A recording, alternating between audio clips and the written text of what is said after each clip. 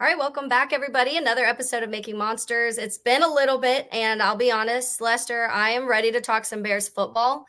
For people who don't know, my full-time Helmets and Heels, which is Jaguars based, had just moved to full-time. So now every day it's 2 hours daily of Jaguars football. And so I'm ready to talk some Bears.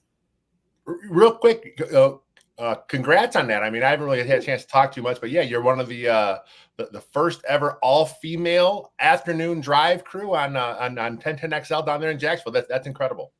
Yeah, it's definitely a big step. Helmets and Heels started like 10 years ago. Actually, Shad Khan was one of the ones that came to 1010 and was like, I'd really like a female talk show. I feel like it'd be fun. You know, we've seen women get more roles in sports, so why not have a full women's sports talk show? So he kind of threw it out into the world. It was just one Tuesday night for 9 years and now just got moved. So it's been a little bit of an adjustment because before I was like, I don't have to worry about it until Tuesday night. And now it's like, all right, every day. We're also in June right now. And I'm like, what do we talk? Like, I don't know what really we talk about. Obviously in Jacksonville, we don't have four major sports. You have the Jaguars. So it's also a little different, but it's been fun. I am ready to talk Bears. I just posted on Twitter. We had Leroy Butler on Helmets and Heels today. He's from Jacksonville, so that's the main reason why he does a lot for the community. But as soon as he walked in, I was like, Leroy, just letting you know, I'm a Bears fan. And he was like, I knew something smelled in here. Oh, man. I know.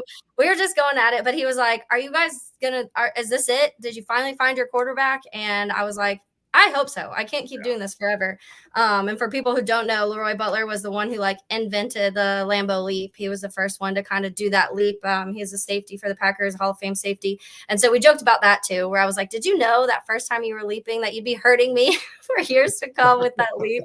But he was fantastic. But we are here, Lester, to talk about some of the positives of the Bears and things we're looking forward to, which I think, honestly, most of us would have a pretty long list comparatively to the last few years of what we are excited about. And number one on a lot of people's list is probably Caleb Williams.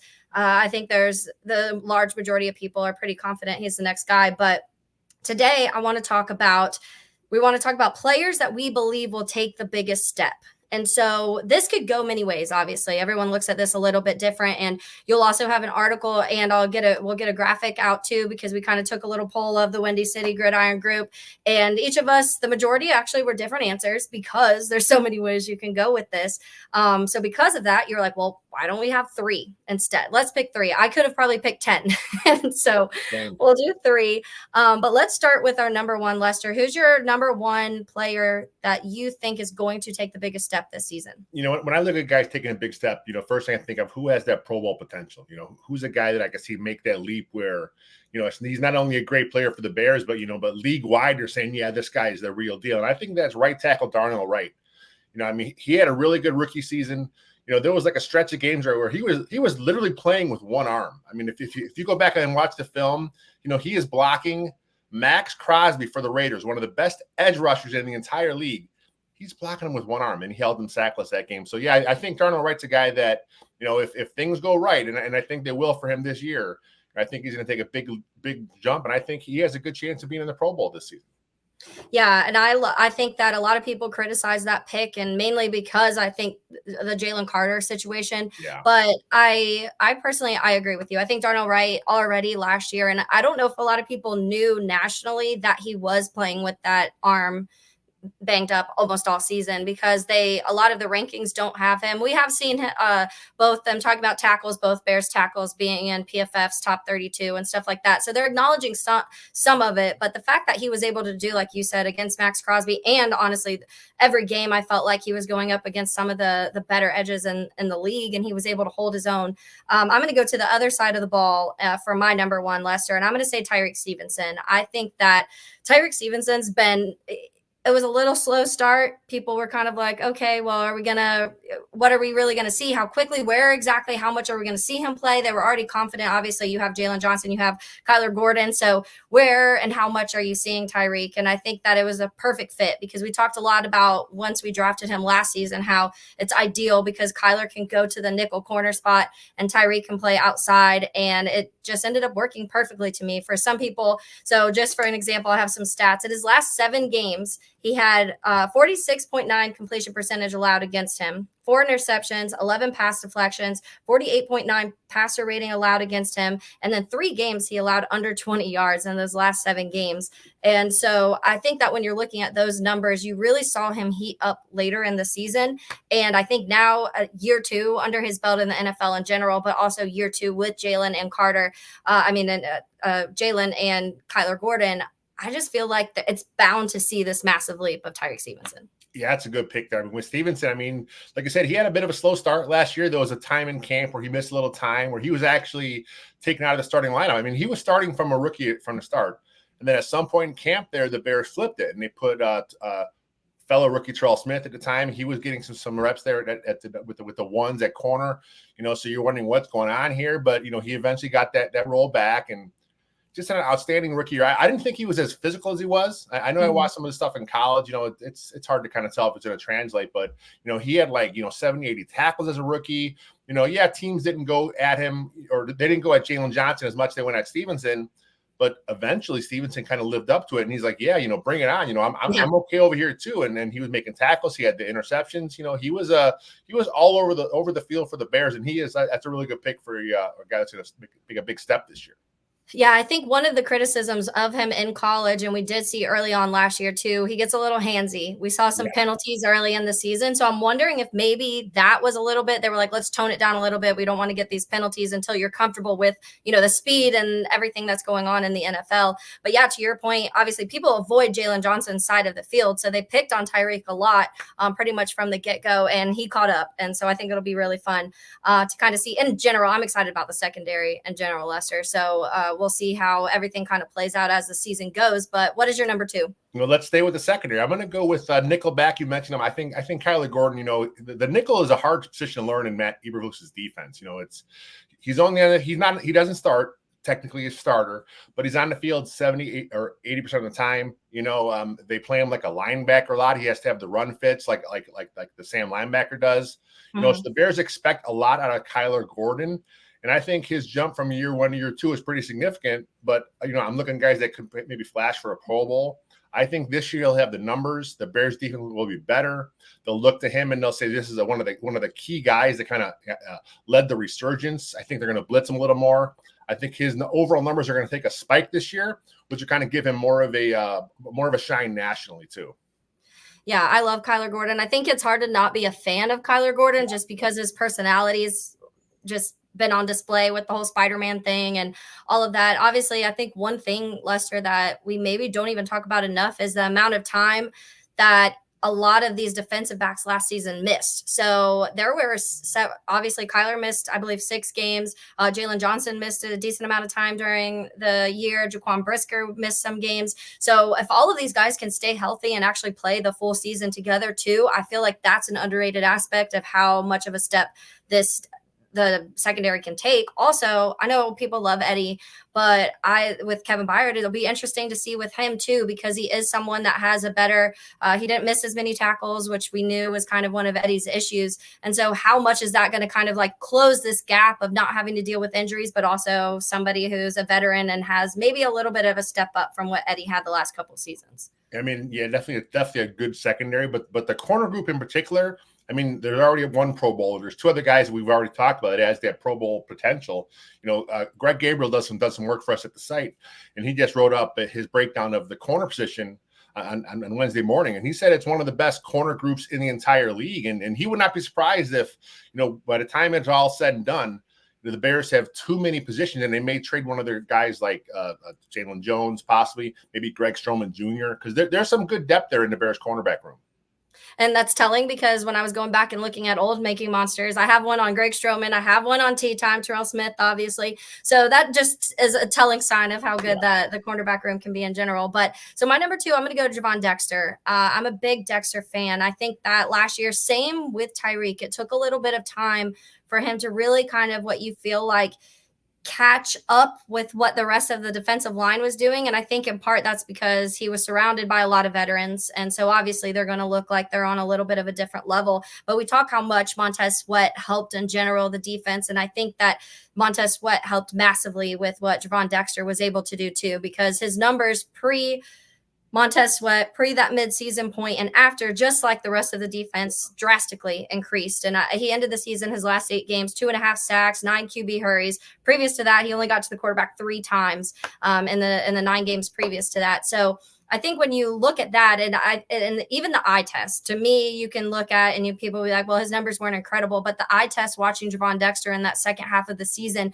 you just felt like he was creating more from the inside than maybe you had seen. He was getting more playing time, so that was maybe a piece of it too.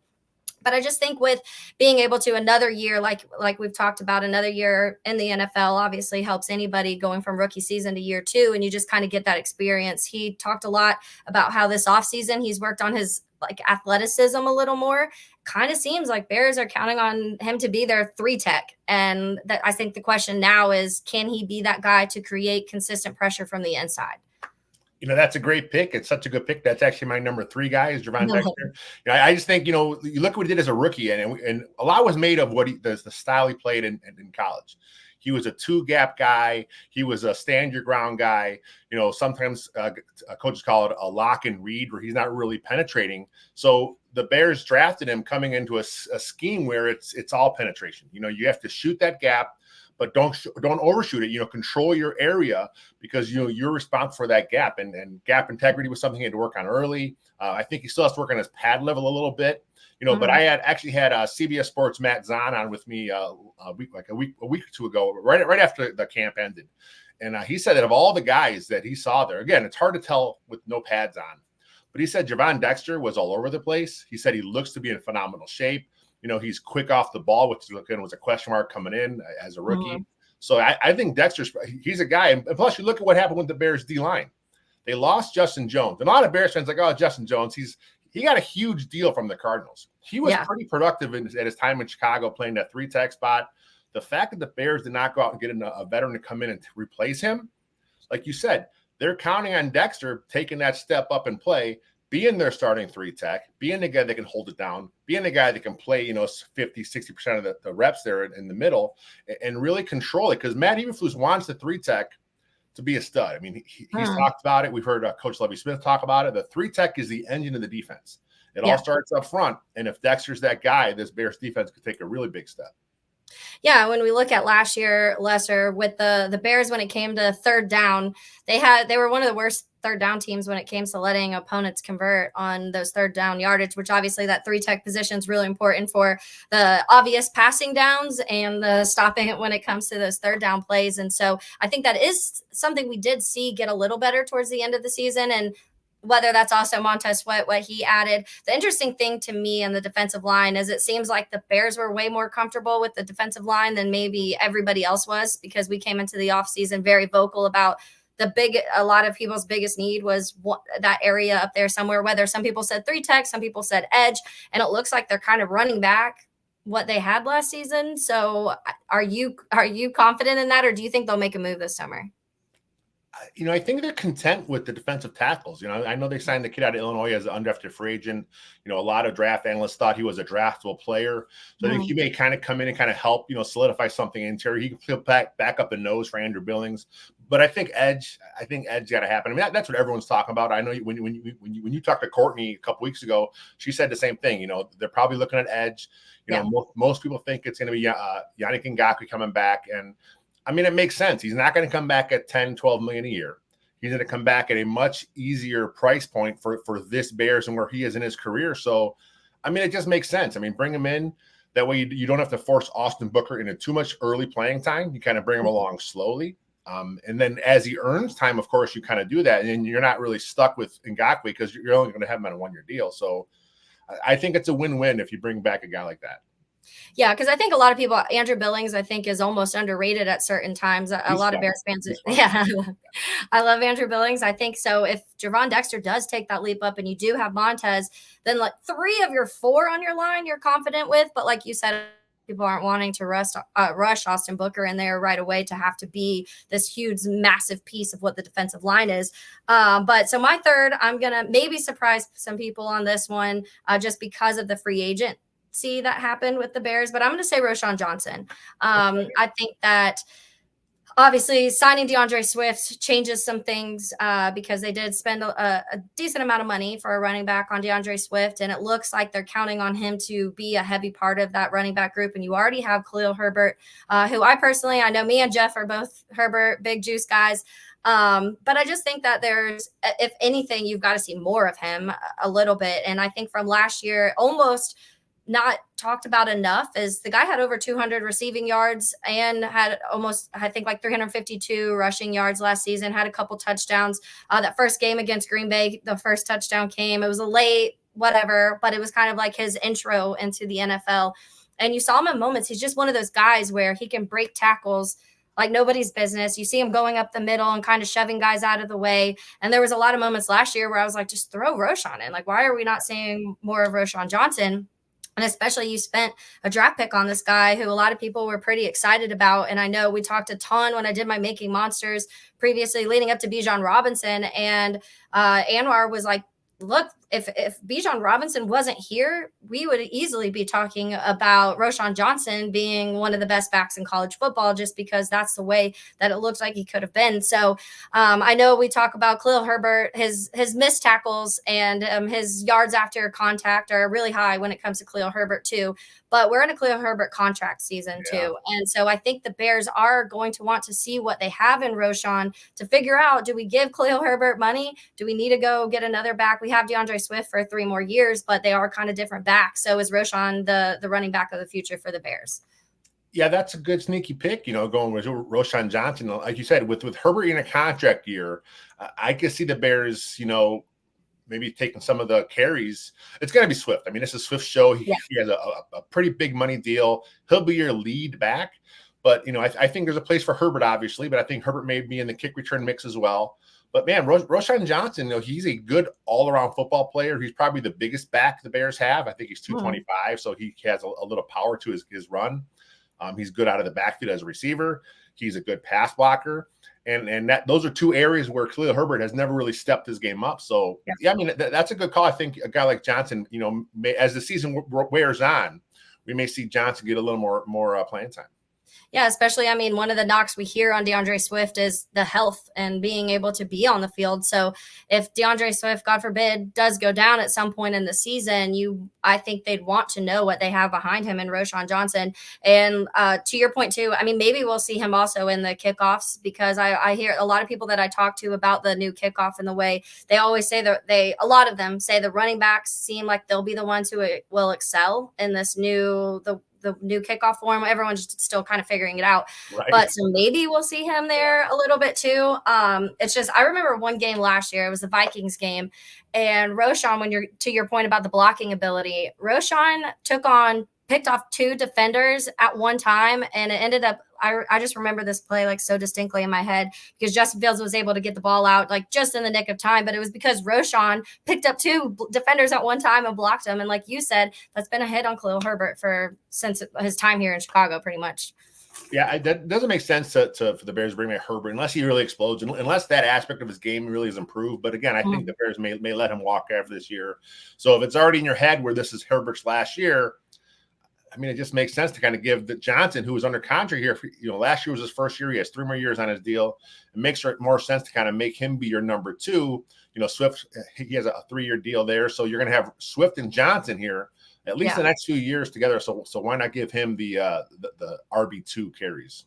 And it'll be interesting too with Shane Waldron, because Shane Waldron, previous obviously to the Bears, he does like using his running backs in a lot of facets of his game. And I think that's an underrated thing talking about Waldron, because we talk so much about like the 2 tight end sets and how he uses that to set up play action in a lot of forms. But when you look at the way that he uses running backs too, he loves his running backs. And the Bears, obviously, the way the offensive line looked last year, looked like their run blocking was way better than their pass protection, which we're hoping those level out and the pass protection gets a little better. But it'll be fun to see what Waldron's going to do with this offense. Yeah, I'm excited to see Waldron, because like you said, when he was in Seattle, he would use his running backs. There was one year where he was really heavy with Kenneth Walker. It's because he didn't have, I don't think he trusted the guys behind him, but with the Bears, he has weapons all over the place. So how he incorporates all these weapons into the offense, how he keeps defenses off their toes, because he's going to have, you're not sure, is it going to be Herbert, Johnson, is it Allen, or Kmet, Everett. There are so many options. Roma Dunes, we haven't mentioned his name. There's so many options here for Caleb Williams. It's going to be cool to see how Shane Waldron kind of incorporates all those guys in, and defenses aren't going to know what to do because this is a clean slate. You don't know how the Bears are going to operate this. Yeah, you have some film to go off Waldron in the past, but Waldron's never had this kind of talent to work with. I know he's probably foaming at the mouth looking at like this roster right now. Like, what can I do with it? Because he's known as being kind of that guy that does a little bit of like quirky, fun, out of pocket stuff, which how fitting that you have a quarterback that works perfectly in that type of system. Yeah, it's going to be fun, with Caleb, how he comes around obviously will be key, but with the weapons they have, the O-line does have some upgrades. I'm excited to see what happens here this season. I am too. All right. So this is episode 1. We're going to kind of do a summer series of different type of questions. I'll have different people on with me weekly to address usually we'll probably do top 3, some of them maybe top 5, but just keeping us entertained through this long period. I think we have exactly a month until the Bears report actually. Or the rookies report to camp. So a month away. Lester, we're almost there. But thanks for joining me today because I know it's your off day, so I appreciate it. That's all good. I'm always working. I'm always doing something, so it's all good. All right. I love it. Well, thank you and have a good rest of your day. Thanks, Taylor.